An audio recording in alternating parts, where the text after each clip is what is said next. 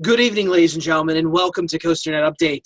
We've got some breaking news out of Williamsburg, Virginia, where finally we got the announcement that they've been teasing for the last few weeks. We got the announcement of Pantheon, that we do have the 5 gods that we've been tracking, the last few weeks here with the different flags.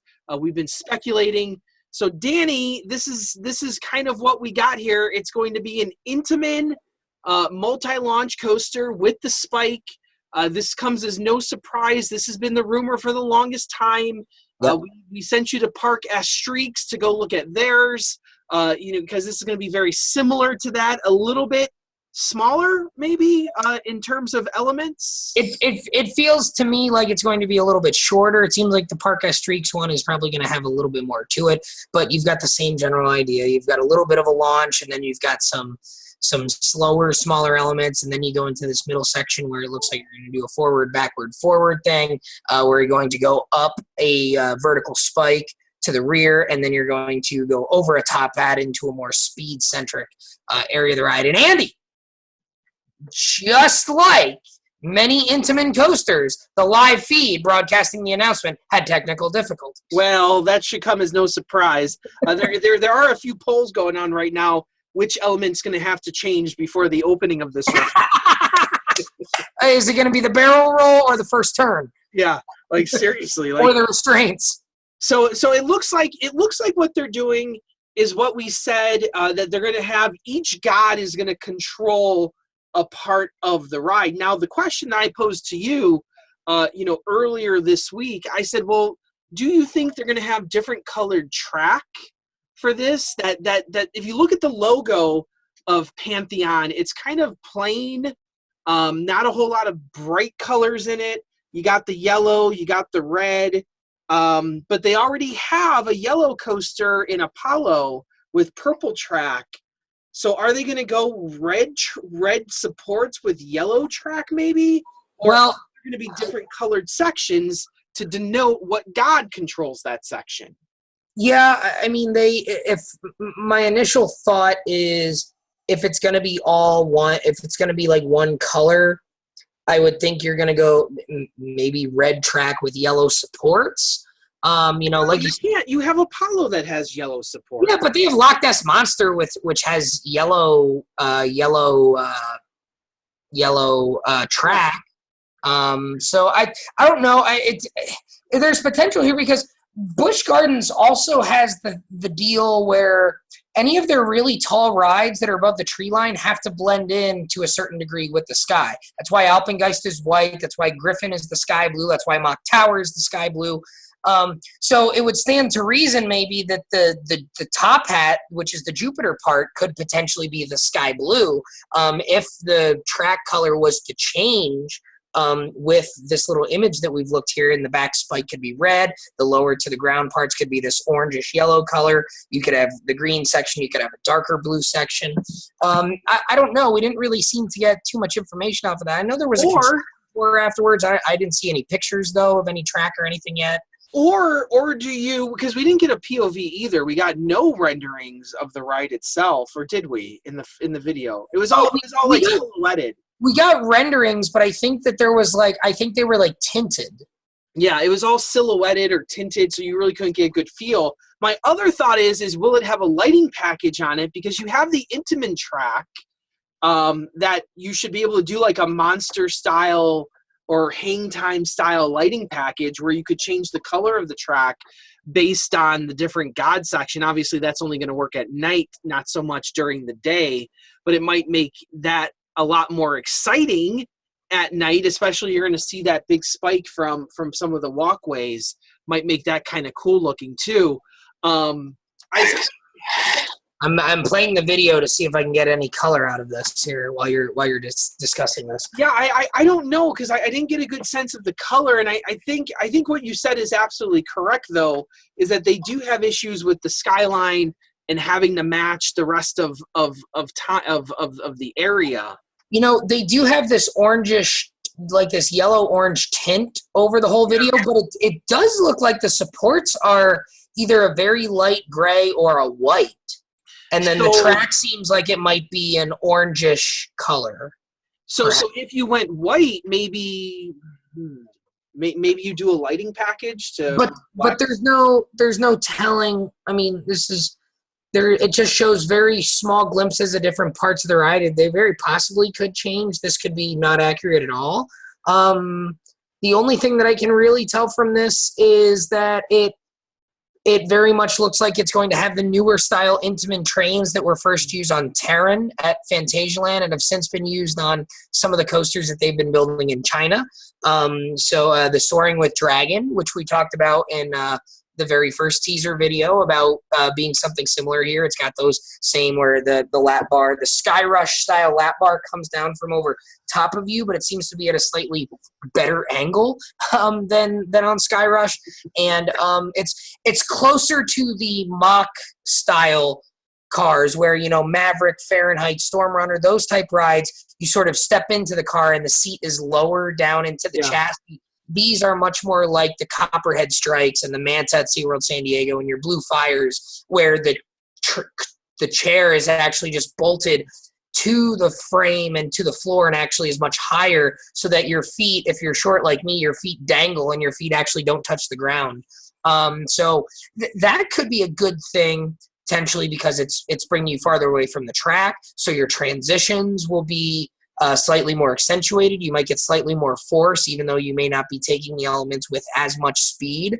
A lot of people say that, you look at the videos of Terran, it doesn't look like it's going that fast, but because you're so far away from the track, the transitions are a lot more forceful because you're moving a greater distance. There certainly could be an argument there, but this ride looks like it could be pretty fast and pretty zippy as well. Well, the 72 miles an hour is exciting, and you wonder where you're going to hit that. Is that off the launch? Is that off the top hat? Where are you actually going to hit your top speed? One would assume off the top hat, off your big drop, would be where you start hitting that top speed, or during one of the launches. I'm not quite sure. But this ride has a lot of potential to be a really, really good ride. Whereas Verbolten, I think a lot of people thought with Verbolten that was going to be a lot faster, maybe more Maverick-y. And it's more of that family coaster. It's not a family coaster. It's a step above a family coaster. It's like that intermediate between okay, we're a family coaster or are we a high thrill ride here? Something like that, where this is going to be a hardcore ride. There's possibilities, a lot of possibilities that depending on how these elements actually play out with you said there might be a stall in there with the inversions. Yeah, it does. Watching the video again, the first image that we actually see of the coaster where the 5 banners show up, you can see the top hat off to the right, you can see a little bit of track off to the left, and then sort of off to right center, you can very clearly see what seems to be a stall type element with the A-frame supports that are going to the top, which implies that the track will be upside down. And it does look like it's for an extended period of time. So certainly the potential for some hang time on this coaster as well. And the visuals are going to be great. So I'm really looking forward. So far, this is at the kind of high on my list of most anticipated rides for 2020. Now, obviously, that list is pretty short right now. We're going to get a lot more in the coming days here. But so far, this is going to be a solid addition. I've always said Williamsburg is really missing. I'm not an Apollo fan. It's missing that hardcore, balls to the wall, intense ride. Apollo is graceful. Griffin is graceful. Yep. Alpengeist, the first half is really intense. The second half completely dies. Verbolten, flirts with intensity at times. That sometimes those inside track pieces, you get a lot of airtime. It could be a lot faster though. So I've always said that Williamsburg really needs that headliner that is from start to finish super intense. I'm hoping that's what this is, that this isn't going to be like slow start into the launch, because once you hit that launch into the top hat, you're almost done with the ride. So if that's where you're hitting top speeds, I don't know. Yeah, I mean, and looking at it real quick, it looks as if out of the station you'll do like a slower launch, then you'll make a left-hand turn, Hard to tell if maybe there's a barrel roll in there or something, maybe an airtime hill. It looks like there's a corkscrew into a helix, then a little bit of an S, some some wave turn, or not wave turns, some S turns. Then you go into this launch. It does look like there may be, actually looking at the supports that are sort of hidden behind it, it does look like there may be this copperhead strike type thing where there is an airtime hill and the launch is actually over a speed hill. We saw that the Park Streaks coaster was going to have something very similar to that. It does look like this may do something along those lines as well, that it'll come back up the vertical spike, then you'll go back through this launch area, over the top hat, down what we believe is going to be a drop down towards the Rhine River. Then I don't know if it's an overbank, an outside bank turn. It's hard to tell with these colors. Might be an overbank, might be a stangle dive, might be an outside bank turn. Low to the speed, low to the ground speed elements. Then this stall. Then we go under the top hat. Might be an airtime hill or two, maybe a barrel roll or something in there. Really hard to tell what the exact maneuvers are here. We just sort of have a general profile here. I think there's a lot of potential. I think the comparison for the 2019 coasters for me is this so far seems like the Steel Curtain. Candemonium seems to be the Yukon Striker. Gonna be a good ride. You kind of know exactly what you're gonna get. You can make some comparisons. You can find some ways that it might be better than the other rides that are similar. You can find maybe a spot or two where maybe it won't be as good as some of the other rides that are similar to it. This one, we haven't seen an Intamin coaster like this in the States for a very long time. And I think that's what makes this ride intriguing. That's what made Steel Curtain intriguing. We haven't seen S&S do a big looping coaster. We haven't seen a looping coaster in a very long time that was going to do all these rapid fire inversions, one after another, after another, after another, and that's what it feels like. Steel Curtain, riding it just a week or two ago, does not have any points in the ride where you sort of catch your breath. It just goes, and it picks up its intensity as the ride goes on. This could be something very similar where it's rapid fire, element, and there's really not a good breather because but this is more exciting because it's Intamin too. That we thought Wavebreaker might be Intamin's return, but that didn't really pan out. Hagrid's is a lot like that. This is really the first hardcore Intamin roller coaster that we're getting in the States really since Maverick, right? Yeah, I mean, well, the comparisons to Maverick are here. Really, I-305 and Skyrush are the last two installations that we've had here because those are 2010 and 2012. Since then, we have not had Intamin come in and do a big top-of-the-line roller coaster that's been what is supposed to be a headlining attraction at a park since Skyrush. Skyrush in 2012 was supposed to be the headliner at Hershey Park when it opened. Intimidator 305, the headliner at King's Dominion. Not since those have we seen Intamin do something. And the reason why I say Maverick is exactly what you said is because I think this ride has to kind of rival Maverick. I'm not going to say it's going to be better than Maverick. Maverick is an amazing roller coaster, but you have the multi-launches. You have the intense elements. You have the things like the top hats. Yeah. You have the inversions and maybe a stall. The comparisons are already going to be there. The comparisons are going to be lined up to Maverick. And if this ride can even come close to being in the same discussion of Maverick, we're talking about a top-of-the-line roller coaster here. We're not talking about a Candemonium that's going to be another B&M coaster that you kind of know what you're going to get. We're not talking about, a Hagrid ride or a Yukon Striker. We're talking about something that could possibly be not number one, but at least a top 10 roller coaster. And that's what has me a little excited about Pantheon is I'm still a little skeptical. I'm skeptical about the beginning and how you're going to get into these first elements. But you and I are always skeptical for the most part about new rides here. I mean, Steel Vengeance. Look at Steel Vengeance and the way we talk about that ride. We were skeptical of that because we didn't know if it was going to maintain its speed. I think that's the proper way to come out with rides here. But like you said, I think this is Steel Curtain, but on the next level where it has potential to be. If it's being compared to Steel Curtain, that it's a fail. It's a fail. No. But I mean, the things that we said about Steel Curtain and, well, it has potential to be out of this world amazing. I think we can say the same thing about here. You said that? I said if Steel Curtain was like Smiler, I said Steel Curtain could be Smiler. It's not. It's not Smiler. It's not Smiler. Now, we also said Steel Curtain could be awful because it could have been really rough and shaky and not fun at all. And it's not that either. It's somewhere in between. It's really good. Steel Curtain is really good. It's not Smiler. It's not Monster. But it's closer to those than it is to a bad ride. This is the sort of thing where, well, it could be Maverick or it could be Cheetah Hunt. I hope it's closer to Maverick, and I think the expectation is it needs to be closer to a Maverick. And I think that's a really good comparison because I think it might be a Cheetah Hunt. Yeah, that's the thing, and you know, both Intamin rides, right? If we are to ride this ride next year and we make the comparisons to Cheetah Hunt, then for me that means Verbolten's the better ride at the park. So this ride has to be better than Verbolten because Intamin has the pedigree, right? And Intamin has the reputation for building the high-speed, intense, aggressive rides.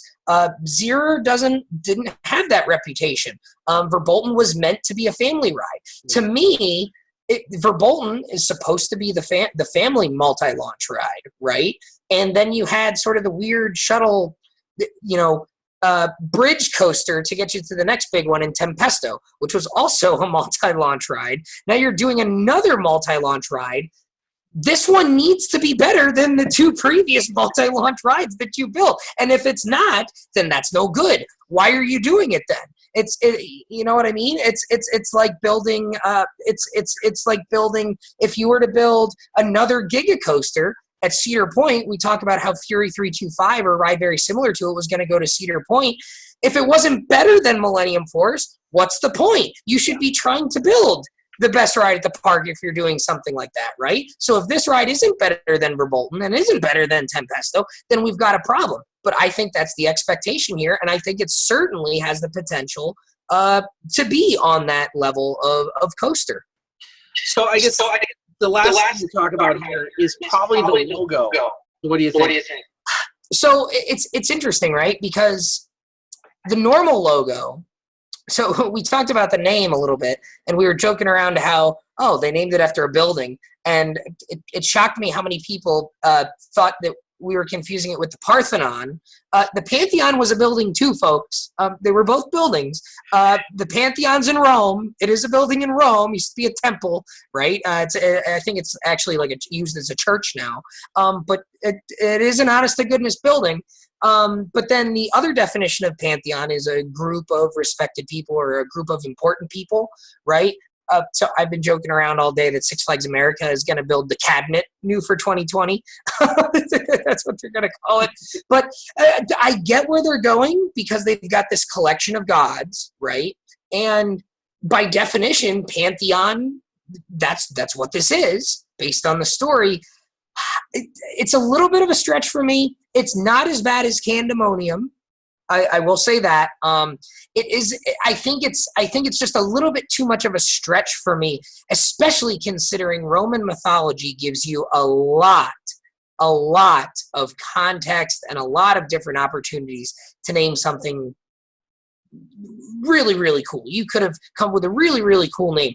The logo is kind of neat with the different gods back there. It kind of has this Steel Vengeance sort of feel to it. The odd thing about the logo is that we talked about the 5 gods, but then only 3 made the cut for the main logo, which is a little interesting. But then when you look at this image of the different colored track, each of them has their own logo with Pantheon on it. So I wonder if we'll get merch. Well, yeah, they could. They could have different colored T-shirts with the different ones and the different gods on them.